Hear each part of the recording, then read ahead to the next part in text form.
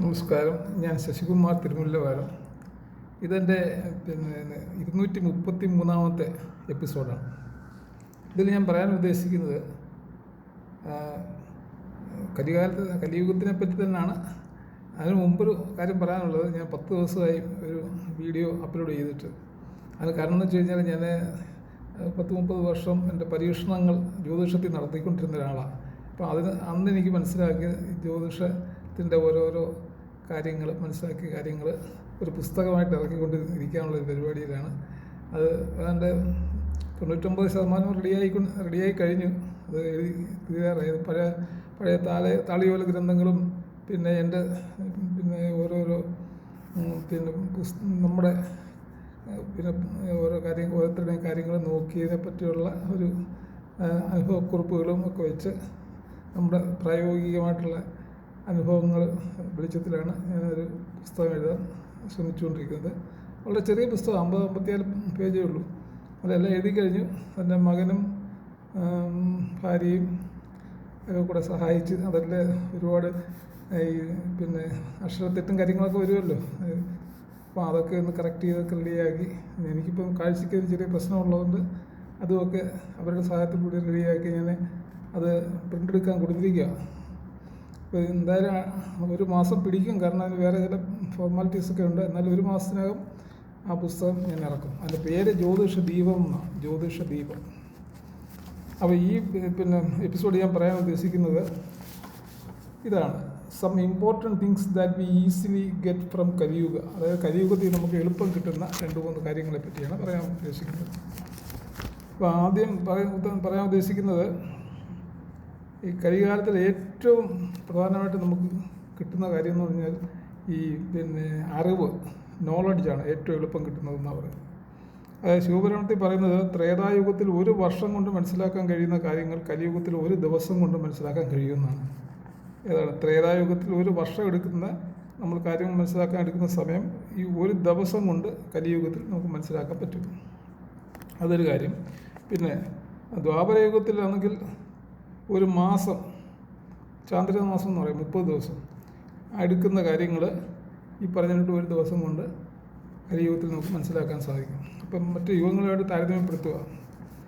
ഇനി ലിംഗപുരാണത്തിൽ പറയുന്നത്, കലിയുഗത്തിലെ എല്ലാത്തരം ഭക്ഷണങ്ങളും, അത് ലിംഗപുരാണത്തിലാണ് പറഞ്ഞിരിക്കുന്നത്, കലിയുഗത്തിലെ എല്ലാത്തരം ഭക്ഷണങ്ങളും റെഡി ടു കുക്കായി കിട്ടുമെന്നാണ് പറയുന്നത്. അതായത് നമ്മൾ ഇവിടെ ഇപ്പോൾ കിട്ടുന്നുണ്ടല്ലോ, എല്ലാം റെഡി ടു കുക്കായിട്ട് കിട്ടുമെന്നാണ് അന്ന് പറഞ്ഞിരിക്കുന്നത്. 1000 വർഷം മുമ്പ് പറഞ്ഞിരിക്കുക.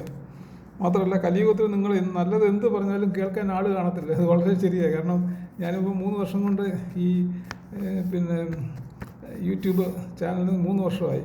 ഞാൻ ആരോട് അങ്ങനെ പറയാറില്ല, ഈ സബ്സ്ക്രൈബ് ചെയ്യാൻ ആരോടും പറയാറില്ല. എന്നിട്ട് ഇത് 200-നകത്തുള്ള സബ്സ്ക്രൈബേഴ്സ് എനിക്ക് കിട്ടിയിട്ടുള്ളൂ. കാരണം ഇത് പറയുന്ന നല്ല കാര്യമായതുകൊണ്ട് കേൾക്കാൻ ആൾ കാണത്തില്ല.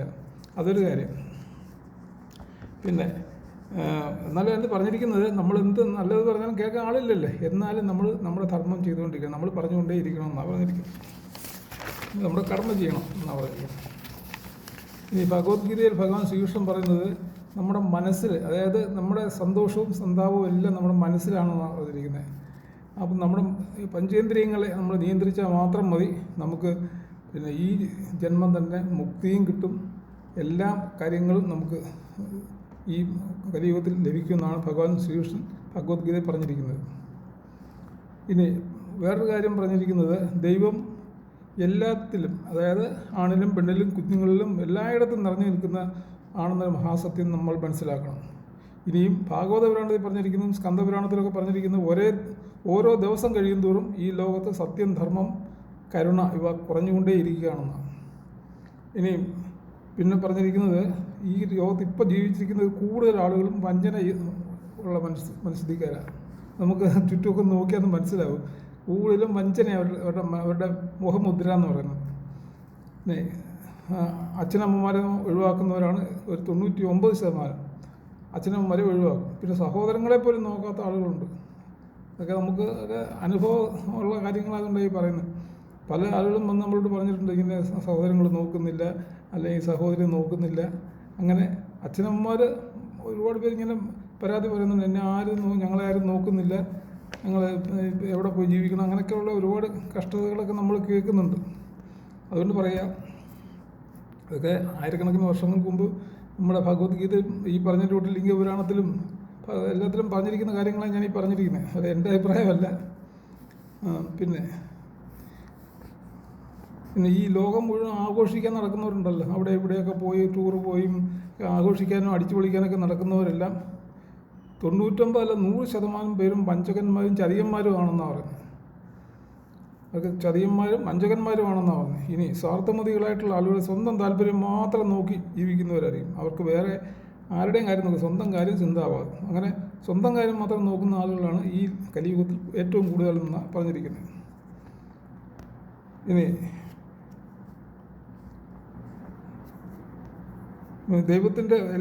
ദൈവത്തിൻ്റെ ഒരു അംശമാണ് നമ്മൾ എല്ലാവരിലും എന്ന് മനസ്സിലാക്കി കഴിഞ്ഞാൽ നമുക്കിങ്ങനെ ഈ സ്വാർത്ഥമതി അല്ലെങ്കിൽ സ്വന്തം കാര്യം ചിന്താഭാവം നോക്കി നടക്കാൻ, അല്ലെങ്കിൽ സ്വന്തം കാര്യം മാത്രം നോക്കാനായിട്ട് നമുക്ക് തോന്നത്തില്ല. കാരണം നമ്മൾ മറ്റുള്ളവരും എല്ലാം ഒരുപോലാണെന്നുള്ള ഒരു മനസ്സ്, അല്ലെങ്കിൽ അവരോടും ഒരു സഹതാപം അല്ലെങ്കിൽ കരുണ കാണിക്കണം എന്നുള്ളൊരു മനസ്സുണ്ടെങ്കിൽ നമുക്ക് ഒരിക്കലും അങ്ങനെ സ്വാർത്ഥമതിയാവാൻ പറ്റത്തില്ലെന്നാണ് പുരാണങ്ങളിൽ പറഞ്ഞിരിക്കുന്നത്.